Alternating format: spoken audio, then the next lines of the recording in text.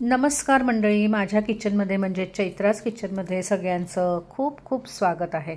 सध्या मस्त मार्केटमध्ये स्वीट कॉर्न मिळत आहेत आणि पावसाळी वातावरण सुद्धा आहे, तर म्हटलं आज तुम्हाला कॉर्नचे कटलेट दाखवावेत। हे कटलेट बनवण्याकरता एक कांदा, भरपूर कोथिंबीर आणि एक गाजर मी बारीक चिरून घेतलेला आहे। 2 हिरव्या मिरच्या लागतील, 6 ते 8 लसणीच्या पाकळ्या लागणार आहेत आणि एक पेर आलं मी बारीक चिरून घेतलेलं आहे। तसेच इथे आता 3 बटाटे मी उकडवून मॅश करून घेतलेले आहेत। या कटलेटमध्ये आपण पोह्यांचा वापर करणार आहोत, तर इथे 2 वाटी मी जाड पोहे घेतलेले आहेत। हे पोहे आता मिक्सरमधनं फिरवून त्याची पावडर बनवून घ्यायची आहे। हे बघा, पोहे छान मिक्सरमधनं बारीक वाटून झालेले आहेत, छान पावडर झालेली आहे।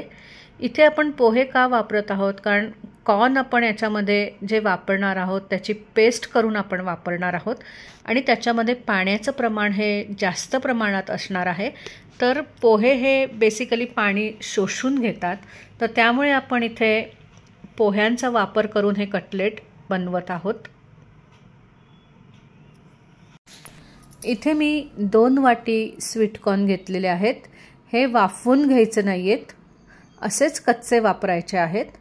आणि आता याच्यामध्ये हिरवी मिरची, आलं आणि लसूण घालून हे मिक्सरमधनं छान बारीक वाटून घ्यायचे। स्वीट कॉर्न छान मिक्सरमधनं वाटून झालेले आहेत। इथे काही बेसिक मसाले घेतलेले आहेत, त्याच्यामध्ये 1 चमचा धने जिरं पावडर, गरम मसाला, आमचूर पावडर, लाल तिखट, चवीनुसार मीठ आणि अर्धा चमचा हळद घेतलेली आहे। आता हे सगळं छान मिक्स करून घ्यायचं आहे।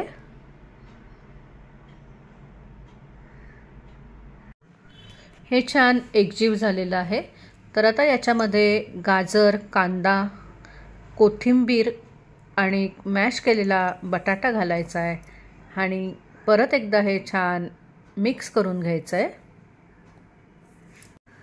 भाज्या पण याच्यामध्ये छान मिक्स झालेल्या आहेत। आता मगाशी जे आपण पोहे मिक्सरमधनं बारीक वाटून घेतलेले आहेत, ते पोह्याचं पीठ आता याच्यामध्ये घालायचं आहे। थोडं थोडं पीठ घालून आपण हे मिक्स करून घ्यायचं आहे।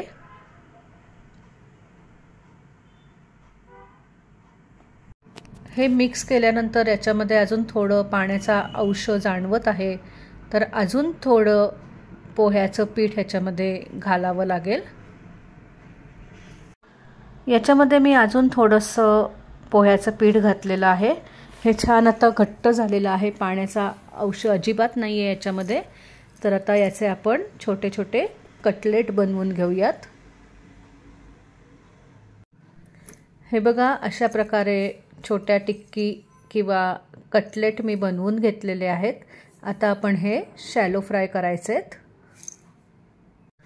आता हे शॅलो फ्राय करताना आणखीन छान क्रिस्पी होण्याकरता मगाशी जे पोह्याचं पीठ आपण बारीक करून घेतलेलं आहे मिक्सरमधनं, ते पीठ याला सर्व बाजूनी लावून घ्यायचं आहे। पिठामध्ये हे हलक्या हाताने घोळवून घ्यायचं आहे। जर पोह्याचं पीठ शिल्लक नसेल तर तुम्ही बारीक रव्यामध्ये सुद्धा हे घोळवून घेतलं तरीही चालेल। मी पॅनमध्ये थोडंसं तेल घातलेलं आहे आणि त्याच्यामध्ये आता हे दोन्ही बाजूनी छान शॅलो फ्राय करून घ्यायचे आहेत। मस्त गरमागरम कॉर्न कटलेट तयार झालेले आहेत। चवीला पण हे खूप अप्रतिम लागतात। हे सर्व करताना मी टोमॅटो सॉस बरोबर सर्व केलेलं आहे आणि वरनं याच्या मी थोडासा चाट मसाला भुरभुरवला आहे, त्याने सुद्धा याला एक वेगळीच छान टेस्ट येते। तेव्हा तुम्ही हे कॉर्न कटलेट नक्की करून बघा। धन्यवाद, बाय बाय।